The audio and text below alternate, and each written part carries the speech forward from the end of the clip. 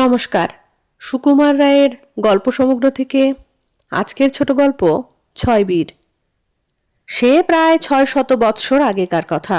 সে সময়ে ইংরাজ ও ফরাসিতে প্রায় যুদ্ধ চলিত। দুই পক্ষেই বড় বড় বীর ছিলেন। তাহাদের আশ্চর্য বীরত্বের কাহিনী ইউরোপের দেশ বিদেশে লোকে অবাক হইয়া শুনিত। ইংল্যান্ডের রাজা তৃতীয় এডওয়ার্ড তখন খুব বড় সৈন্যদল লইয়া ফ্রান্সে যুদ্ধ করিতেছিলেন। ফ্রান্সের উত্তর দিকে সমুদ্রের উপকূলে ইংল্যান্ডের খুব কাছাকাছি একটি শহর আছে, তাহার নাম খ্যালিস। এই শহরটির উপর বহুকাল ধরিয়া ইংরাজদের চোখ ছিল, কারণ এইটি দখল করিতে পারিলে ফ্রান্সে যাওয়া আসার খুবই সুবিধা হয়। এডওয়ার্ড জলস্থল দুই দিক হইতে এই শহরটিকে ঘেরাও করিয়া ফেলিলেন। ক্যালে শহরে সৈন্য সামন্ত বেশি ছিল না, কিন্তু সেখানকার দুর্গ বড় ভয়ানক। তার চারিদিকে উঁচু দেয়ালে ঘেরা, সেই দেয়ালের বাহিরে প্রকাণ্ড খাল, একটা ফটকের সামনে পোল। সেই পোল দুর্গের ভিতর হইতে গুটাইয়া ফেলা যায়।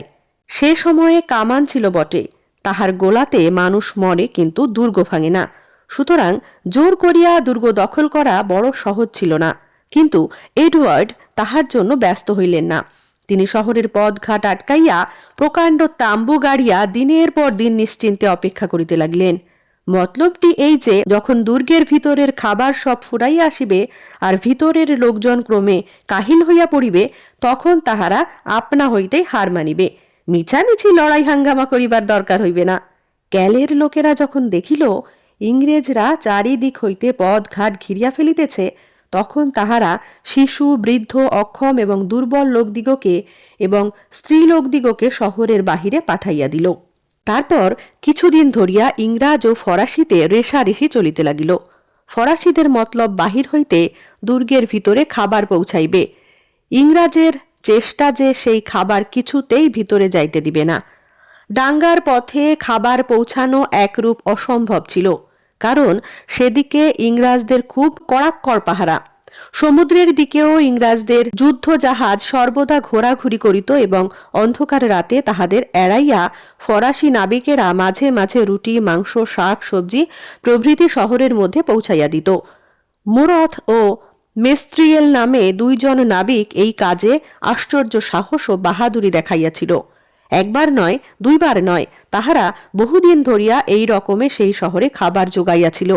ইংরাজেরা তাহাদের ধরিবার জন্য কতবার চেষ্টা করিয়াছিল, কিন্তু প্রতিবারেই তাহারা ইংরাজ জাহাজগুলিকে ফাঁকি দিয়া পলাইত। এই রকমে 6 মাস কাটিয়া গেল, তবু দুর্গের লোকেরা দুর্গ ছাড়িয়া দিবার নাম পর্যন্ত করে না।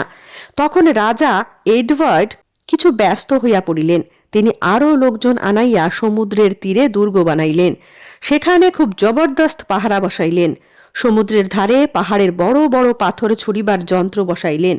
নৌকার সাধ্য কি সেদিক দিয়া শহরে প্রবেশ করে?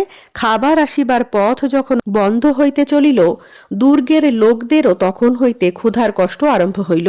তাহারা দুর্বল হইয়া পড়ায় তাহাদের মধ্যে নানা রকম রোগ দেখা দিতে লাগিল। তবু তাহারা মাঝে মাঝে দল বাঁধিয়া ইংরাজদের শিবির হইতে খাবার কাড়িয়া আনিতে চেষ্টা করিত, কিন্তু তাহাতে যেটুকু খাবার জুটিত তাহা অতি সামান্য। দুর্গের সৈন্যেরা মাসের পর মাস ক্ষুধার কষ্ট সহ্য করিয়াও আশ্চর্য তেজের সঙ্গে দুর্গ রক্ষা করিতে লাগিল। তাহাদের এক ভরসা এই যে, ফরাসি রাজা ফিলিপ নিশ্চয়ই সৈন্য সামন্ত লইয়া তাহাদের সাহায্য করিতে আসিবেন। একদিন সত্যই দেখা গেল শহর হইতে কিছু দূরে ফরাসি সৈন্যদল আসিয়া হাজির হইয়াছে। তাহাদের রঙিন নিশান আর সাদা তাম্বুগুলি দুর্গের লোকেরা যখন দেখিতে পাইল, তখন তাহাদের আনন্দ দেখে কে। তাহারা ভাবিল, আমাদের এত দিনের ক্লেশ সার্থক হইল। যাহা হোক, ফিলিপ আসিয়াই ইংরাজেরা কোথায় কেমন ভাবে আছে তাহার খবর লইয়া দেখিলেন যে, এখান হইতে ইংরাজদের হটানো বড় সহজ হইবে না। ক্যালে ঢুকিবার পথ মাত্র 2টি। একটি একেবারে সমুদ্রের ধারে, সেদিকে ইংরাজের বড় বড় যুদ্ধ জাহাজ 24 ঘন্টা পাহারা দেয়। আর একটি পথে পোলের উপর দিয়া নদী পার হইতে হয়।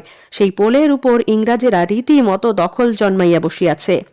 পোলের মুখে দুর্গ বসাইয়া বড় বড় যোদ্ধারা তাহার মধ্যে তীরন্দাজ লইয়া প্রস্তুত রহিয়াছে। তাহারা প্রাণ থাকিতে কেহ পথ ছাড়িবে না। ইহা ছাড়া আর সব জলাভূমি। সেখান দিয়া সৈন্য সামন্ত পার করা এক দুরূহ ব্যাপার। ফিলিপ তখন ইংরাজ শিবিরে দূত পাঠাইয়া প্রস্তাব করিলেন, আইসো, তোমরা একবার খোলা ময়দানে আসিয়া আমাদের সঙ্গে যুদ্ধ করো। এডওয়ার্ড উত্তর দিলেন, আমি আজ বৎসর খানেক এইখানে অপেক্ষা করিয়া আছি, ইহাতে আমার খরচপত্র যথেষ্ট হইয়াছে। এত দিনে দুর্গের লোকেরা কাবু হইয়া আসিয়াছে, এখন তোমার খাতিরে আমি এমন সুযোগ ছাড়িতে প্রস্তুত নই। তোমার রাস্তা তুমি খুঁজিয়া লও। 3 দিন ধরিয়া দুই দলে আপোষের কথাবার্তা চলিল, কিন্তু তাহাতে কোনো রূপ মীমাংসা হইল না। তখন ফিলিপ অগত্যা তাহার সৈন্যদের লইয়া আবার বিনা যুদ্ধে ফিরিয়া গেলেন। তাহাকে ফিরিতে দেখিয়া দুর্গবাসীদের মন একেবারে ভাঙিয়া পড়িল। এতদিনে তাহারা যে ভরসার সকল কষ্ট ভুলিয়াছিল, এখন সে ভরসাও আর রহিল না। তখন তাহারা একেবারে নিরাশ হইয়া সন্ধির প্রস্তাব করিল। এডওয়ার্ড বলিলেন, সন্ধি করিতে আমি প্রস্তুত আছি, কিন্তু তোমরা আমায় বড় ভোগাইয়াছ। আমার অনেক জাহাজ ডুবিয়াছে, টাকা ও সময় নষ্ট হইয়াছে এবং অন্য রকমের ক্ষতি হইয়াছে। আমি ইহার 16 আনা শোধ না লইয়া ছাড়িব না। আমার সন্ধির শর্ত এই, ক্যালের দুর্গ, শহর, টাকা কড়ি, লোকজন সমস্ত আমার হাতে ছাড়িয়া দিতে হইবে। আমার যেমন ইচ্ছা ফাঁসি, কয়েদ, জরিমানা ইত্যাদি দণ্ড বিধান করিব, এবং ইহাও জানিও যে আমি যে শাস্তি দিব তাহা বড় সামান্য হইবে না। ইংরাজ দূত যখন ক্যালের লোকেদের এই কথা জানাইল, তাহারা এমন শর্তে সন্ধি করিতে রাজি হইল না। তাহারা বলিল, রাজা এডওয়ার্ড স্বয়ং একজন বীরপুরুষ, তাহাকে বুঝাইয়া বলুন তিনি এমন অন্যায় দাবি কখনো করিবেন না। ইংরাজ দলের ধনী এবং সম্ভ্রান্ত লোকেরা তখন তাহাদের পক্ষ লইয়া রাজাকে অনেক বুঝাইলেন। ক্যালের লোকেরা কিরূপ সাহসের সহিত কত কষ্ট সহ্য করিয়া বীরের মতো দুর্গ রক্ষা করিয়াছে, সে সকল কথা তাহারা বারবার বলিলেন। এমন শত্রুকে যে সম্মান করা উচিত, এ কথায় এক বাক্যে সকলে স্বীকার করিলেন। কিন্তু এডওয়ার্ডের প্রতিজ্ঞা অচল। অনেক কথা কওয়ার পর তিনি একটু নরম হইয়া এই হুকুম দিলেন, ক্যালের লোকেরা যদি ক্ষমা চায় তবে তাহাদের 6 জন প্রতিনিধি পাঠাইয়া দিক। তাহারা দুর্গের চাবি লইয়া খালি পায়ে, খালি মাথায়, গলায় দড়ি দিয়া আমার কাছে আসুক এবং সকলের হইয়া শাস্তি গ্রহণ করুক। তাহা হইলে আর সকলকে মাপ করিতে পারি, কিন্তু এই 6 জনের আর রক্ষা নেই। ইংরাজ দূত আবার দুর্গে গিয়া এই হুকুম জানাইল। দুর্গের লোকেরা রাজার আদেশ জানিবার জন্য ব্যগ্র হইয়া অপেক্ষা করিতেছিল। এই হুকুম শুনিয়া তাহারা স্তব্ধ হইয়া গেল। তখন ক্যালের সম্ভ্রান্ত ধনী বৃদ্ধ সেন্ট পিয়ের বলিয়া উঠিলেন, বন্ধুগণ, আমার জীবন দিয়া যদি তোমাদের বাঁচাইতে পারি, তবে ইহার চাইতে সুখের মৃত্যু আমি চাহি না। আমি 6 জনের মধ্যে প্রথম প্রতিনিধি রূপে দাঁড়াইলাম। এই কথায় চারিদিকে ক্রন্দনের রোল উঠিল। অনেকে সেন্ট পিয়েরের পায়ে পড়িয়া কাঁদিতে লাগিল। দেখিতে দেখিতে আরও 5 জন লোক অগ্রসর হইয়া তাহার পার্শ্বে আসিয়া দাঁড়াইল এবং বলিল, আমরাও মৃত্যুদণ্ড পর্যন্ত গ্রহণ করিতে প্রস্তুত আছি। এই দৃশ্য দেখিয়া ইংরাজ দূতের চোখে জল আসিল। তিনি বলিলেন, রাজা এডওয়ার্ড যাহাতে ইহাদের প্রতি সদয় হন, আমি সেজন্য প্রাণপণ চেষ্টা করিব। 6 জন প্রতিনিধি রাজার সভায় উপস্থিত করা হইল। তাহারা শান্তভাবে রাজার সম্মুখে হাঁটু গাড়িয়া বসিলেন। তারপর সেন্ট পিয়ের ধীরে ধীরে বলিতে লাগিলেন, আমাদের ক্যালেবাসী বন্ধুগণ এতদিন অসহ্য দুঃখ কষ্ট সহ্য করিয়া দুর্গ রক্ষা করিয়াছেন।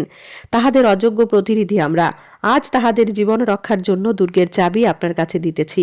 এখন আমরা সম্পূর্ণভাবে আপনার ইচ্ছা ও আদেশের অধীনে রহিলাম। সভা শুদ্ধ লোকে স্তম্ভিত হইয়া তাহাদের দিকে চাহিয়া রহিল। 6 জনের সকলেই বয়সে বৃদ্ধ, বহুদিন অনাহারে তাহাদের শরীর শুকাইয়া গিয়াছে। তাহাদের গম্ভীর প্রশান্ত মুখে কষ্টের রেখা পড়িয়াছে। একজন এত দুর্বল যে চলিতে পা কাঁপে, অথচ তাহাদের মন এখনো তেজে পরিপূর্ণ। তাহাদের দেখিয়া ইংরাজ যোদ্ধাগণের মনে শ্রদ্ধার উদয় হইল। সকলেই বলিতে লাগিল, ইহাদের উপর শাস্তি দিয়া প্রতিশোধ লওয়া কখনোই উচিত নয়। যিনি দূত হইয়া গিয়াছিলেন তিনি বলিলেন, ইহাদের শাস্তি দিলে রাজা এডওয়ার্ডের কলঙ্ক হইবে, ইংরাজ জাতির কলঙ্ক হইবে। কিন্তু এডওয়ার্ডের মন গলিল না। তিনি জলহাত ডাকিতে হুকুম দিলেন। তখন ইংল্যান্ডের রানী ফিলিপা বন্দীদের মধ্যে কাঁদিয়া পড়িলেন এবং 2 হাত তুলিয়া ভগবান যিশুর দোহাই দিয়া এডওয়ার্ডকে বলিলেন, ইহাদের তুমি ছাড়িয়া দাও। তখন এডওয়ার্ড আর না বলিতে পারিলেন না। 6 বীরকে মুক্তি দিয়া রানী তাহাদিগকে তাহার নিজের বাড়িতে লইয়া পরিতোষপূর্বক ভোজন করাইলেন এবং নানা উপহার দিয়া বিদায় দিলেন। ইহাদের বীরত্বের কথা ফরাসিরা আজও ভোলেন নাই। ইংরাজও তাহা স্মরণ করিয়া রাখিয়াছেন। নমস্কার। কেমন লাগলো আজকের গল্পটি অবশ্যই কমেন্টে জানাবেন। ভালো লাগলে লাইক, কমেন্ট, শেয়ার করবেন। ধন্যবাদ।